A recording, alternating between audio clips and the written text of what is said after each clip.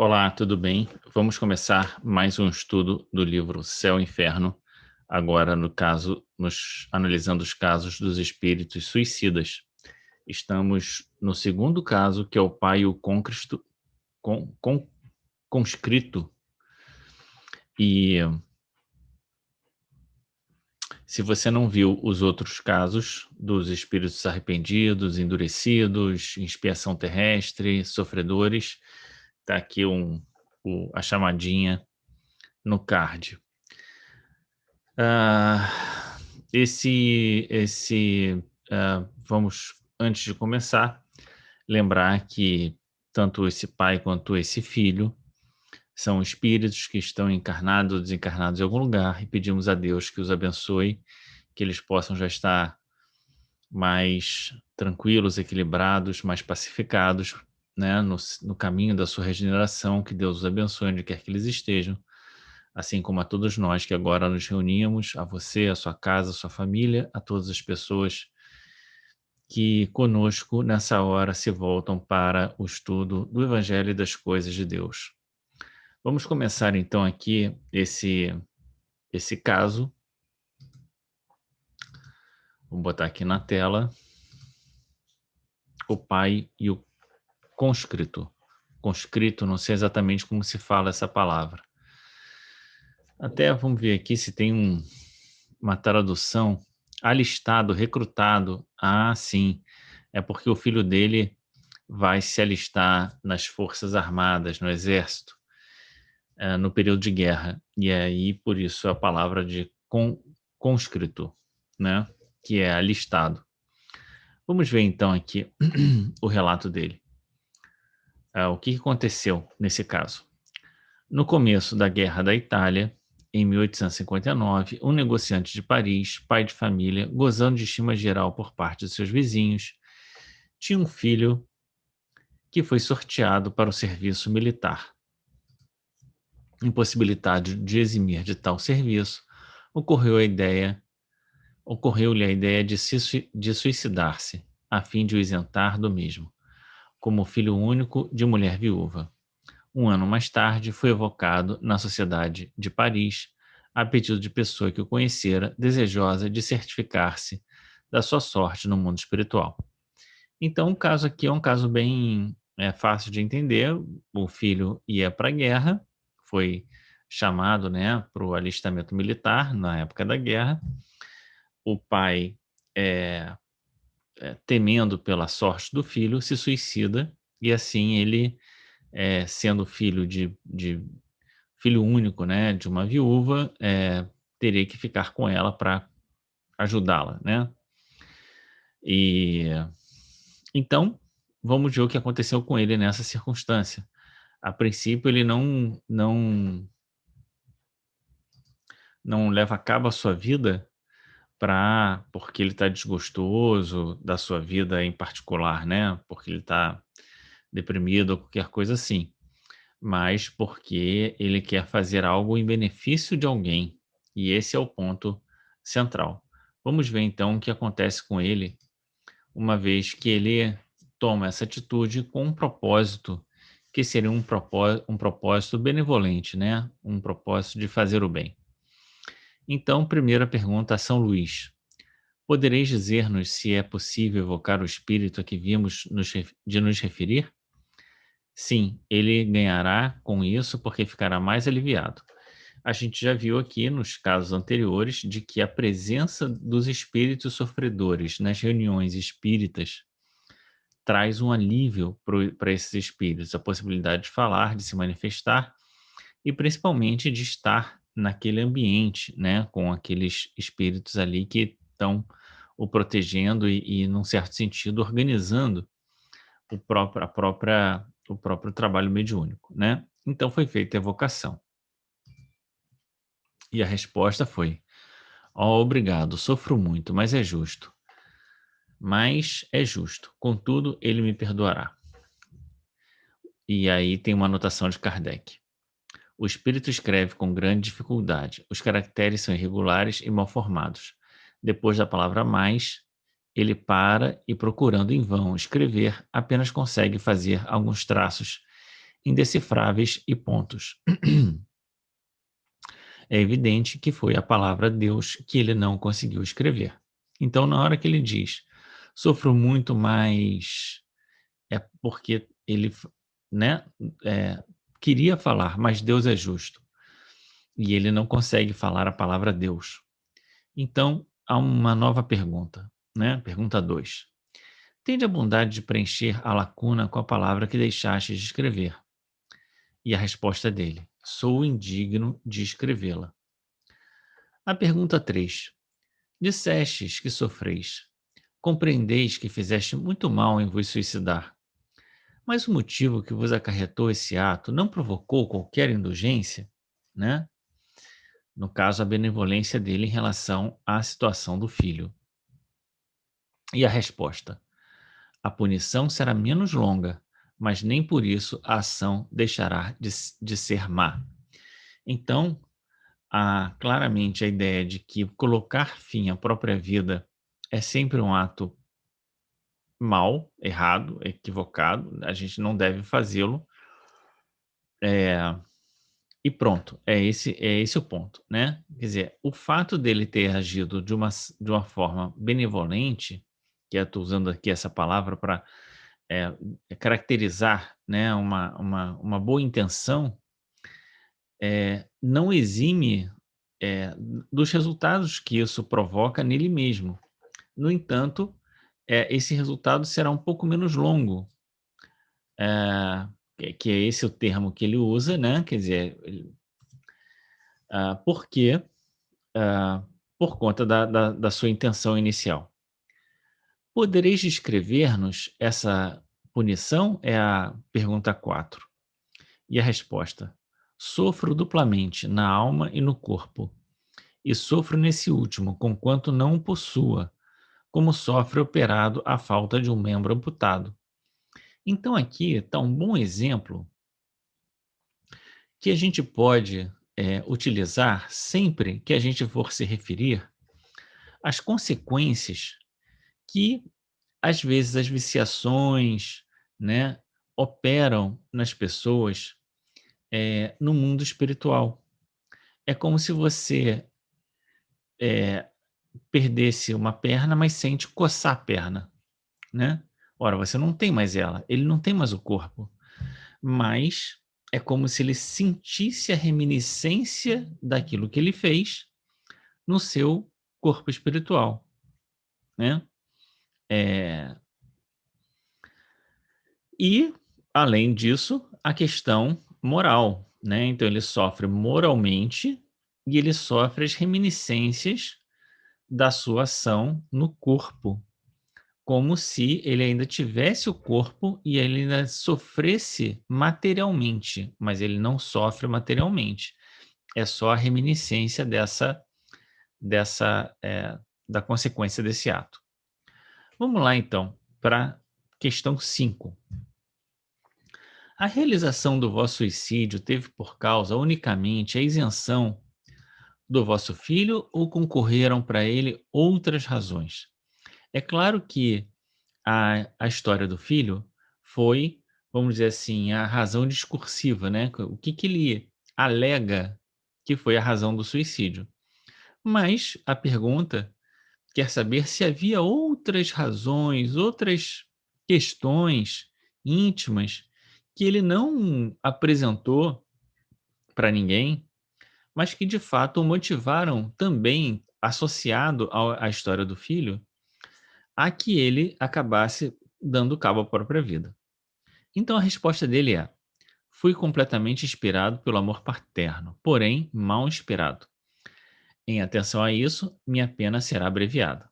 Então, ele ele reconhece que não havia outra razão e que a pena dele será abreviada para isso.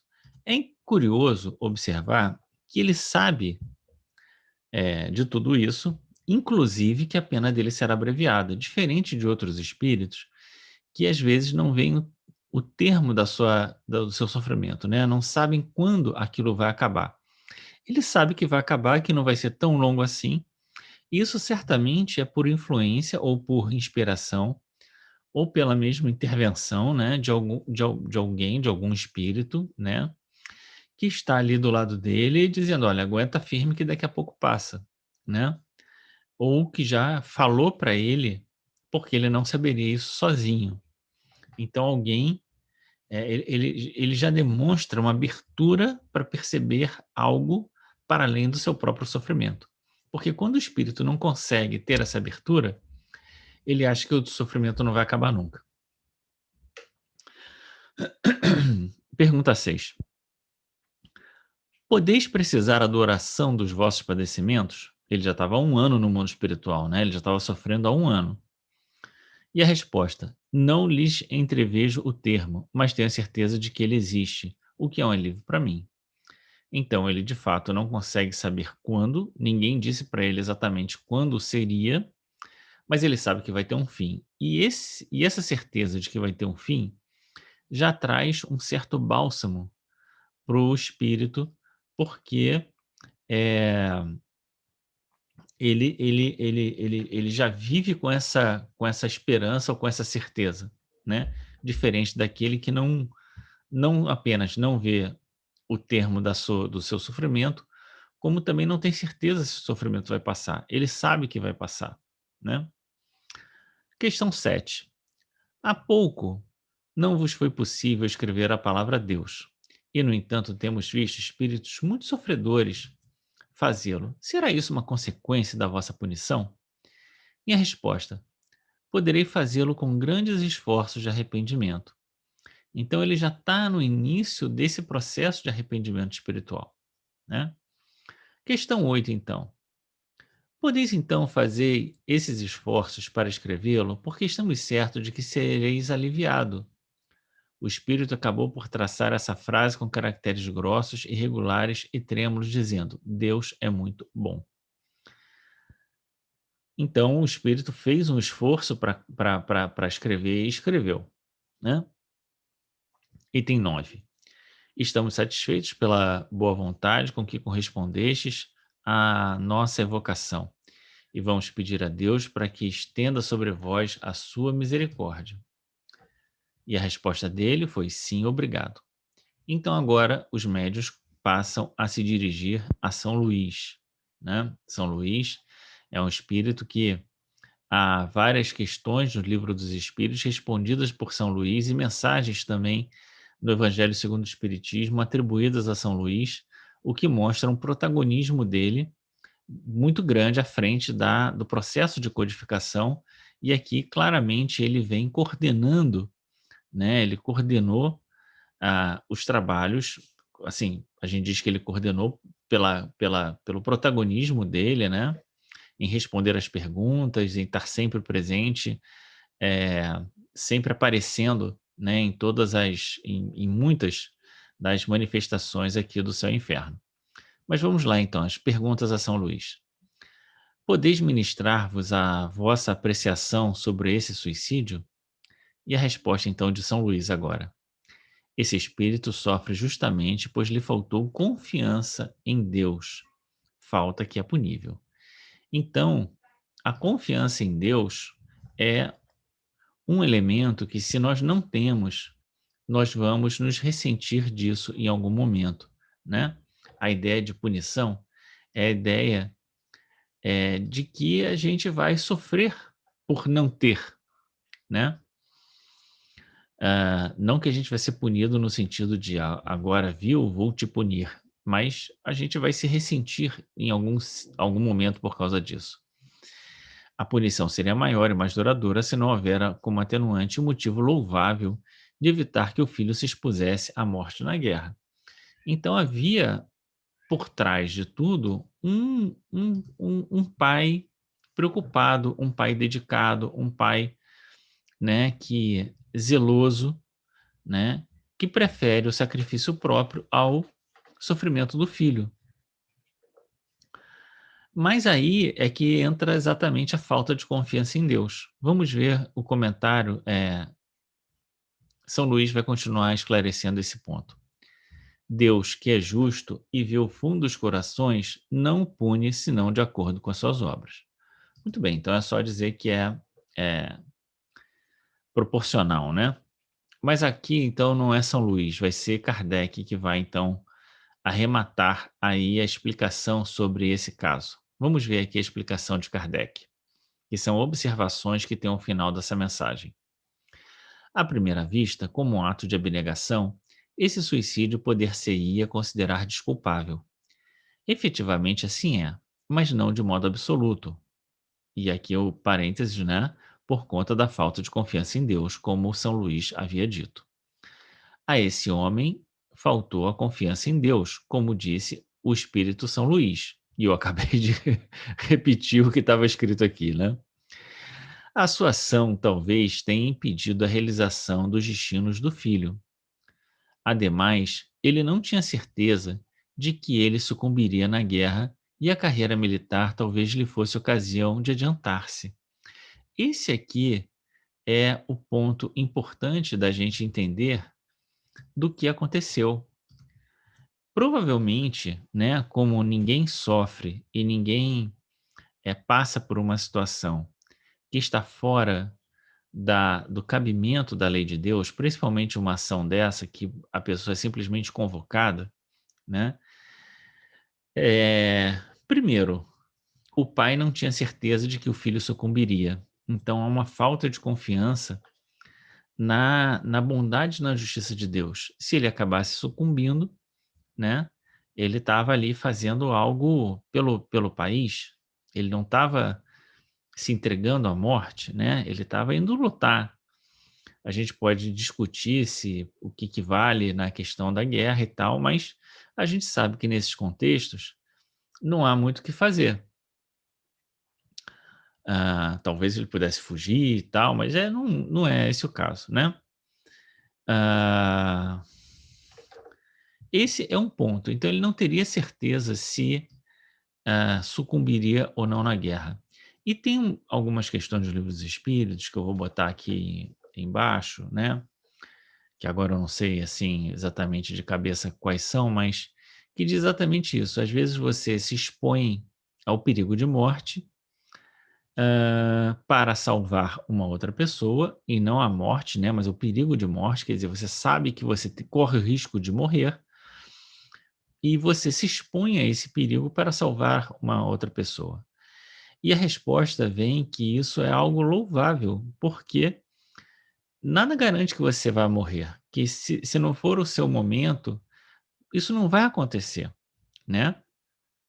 Então, que essa é uma forma de você mostrar que o quanto a vida do outro vale para você e que às vezes você está dando mais valor para a vida do outro do que para a sua própria vida. E se não for a sua hora, você não vai morrer, né? Às vezes pode até passar por dificuldades e tal, ficar acamado um tempo, daqui a pouco volta, né? Daqui a pouco está aí de novo. E o segundo ponto é que talvez a carreira militar fosse algo importante para o destino do filho como um aprendizado, né? E o pai tira dele essa oportunidade, né?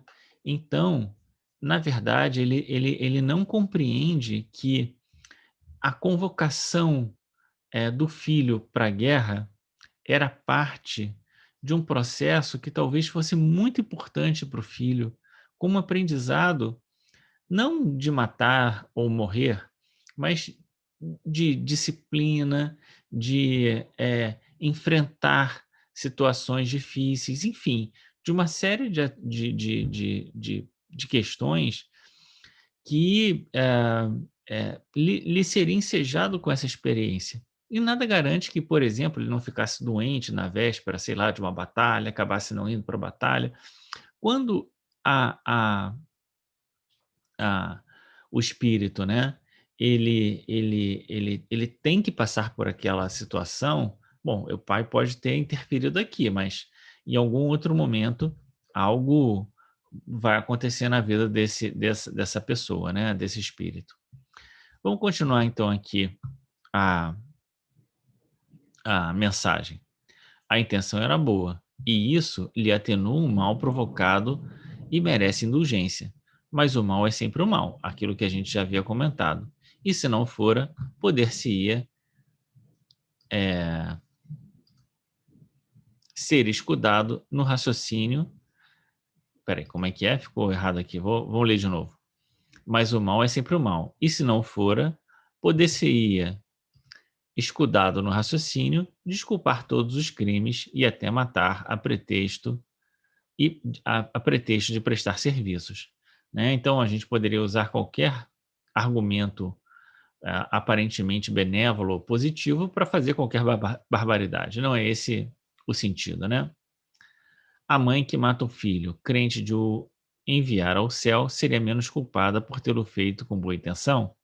Está em um sistema que chegaria a justificar todos os crimes cometidos pelo cego fanatismo das guerras religiosas. Então está explicado aí por Kardec. Em regra, o homem não tem direito de dispor da vida, por isso que essa lhe foi dada visando deveres a cumprir na terra, tendo razão bastante para que não a abrevie voluntariamente, sob pretexto algum. Então, né, Kardec aqui sendo taxativo em relação a essa ideia de não abreviar a vida de ninguém. Mas ao homem, visto que tem o seu livre-arbítrio, ninguém impede a infração dessa lei. Sujeita-se, porém, às suas consequências. O suicídio, mais severamente punido, é o resultante do desespero que visa a redenção das misérias terrenas, misérias que são ao mesmo tempo expiações e provações. Furtar-se a elas é recuar diante da tarefa aceita e, às vezes, ante a missão que se deve cumprir. O suicídio não consiste somente no ato voluntário que produz a morte instantânea, mas em tudo quanto se faça conscientemente para apressar a extinção das forças vitais. Então, a gente tem aqui um conceito, né, de suicídio claramente colocado, a ideia de que o suicídio, né, são todos os atos que se faça conscientemente para apressar a extinção das forças vitais. Há, por conta da literatura de André Luiz, toda a discussão do suicídio indireto, que quando você opera de forma inconsciente. Mas não é isso que Kardec está falando aqui. Kardec está chamando a atenção para o suicídio como uma forma consciente de abreviar a vida. Não se pode taxar de suicida aquele que dedicadamente se expõe à morte para salvar o seu semelhante, caso que eu já comentei aqui da questão do Livro dos Espíritos. Primeiro, porque no caso não há intenção de se privar da vida. E aqui está se falando claramente daquele que se expõe à morte e que não se mata, né? Aí tem essa a diferença.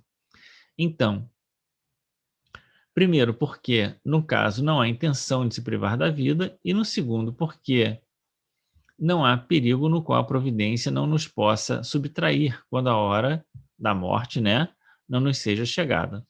A morte em tais contingências é sacrifício meritório, como ato de abnegação em proveito de outrem. E aí aqui as questões do Evangelho segundo o Espiritismo, capítulo 5, itens 5, 6, 18 e 19, em que você pode ir lá e olhar e ver essas referências que vão tratar exatamente dessas questões, né? Então temos aí o caso do pai que se suicida para atenuar as dificuldades da vida do filho. E a gente fica pensando em todos os atos em que há uma precipitação da morte ou, né, para que a criança o filho, né, como esse caso, não vá passar por dificuldades muito grandes. Aqui é uma clara incompreensão da lei de Deus, tanto no suicídio do pai, quanto no aborto ou, né, na extinção da vida do filho, né? Então, nossa, meu filho vai nascer, mas eu não tenho condição de criar, então aborta, né? Nesse caso, não há uma compreensão de que talvez esse seja um desafio agora para você, agora que tem a vida, é seu desafio, vai e vai dar conta. a própria dificuldade que a criança vai passar é parte, né, da experiência que ela tem que viver e provavelmente ela será solidária a você nesse processo. Então é isso. A gente poderia falar muito mais sobre essas questões, mas fica claro aqui que justificativas benévolas para que se cometa o suicídio não isentam o desencarnante, né, das dificuldades inerentes àqueles que colocam fim à vida. Esse estudo estará na página do YouTube, no canal P. Simões, e também no SoundCloud, que eu vou colocar aqui a, a, o caminho, né, para quem quiser escutar simplesmente esse e os próximos estudos, poder acessar, tá bom? Muito obrigado por ter chegado até aqui. No próximo estudo faremos o estudo de quem? Deixa eu ver aqui. François-Simon Louvet será o próximo espírito que nós vamos estudar. Tá bom? Muito obrigado por ter chegado até aqui. Fica com Deus, um grande abraço e vamos sempre valorizar a vida e buscar a compreensão das leis de Deus. Até!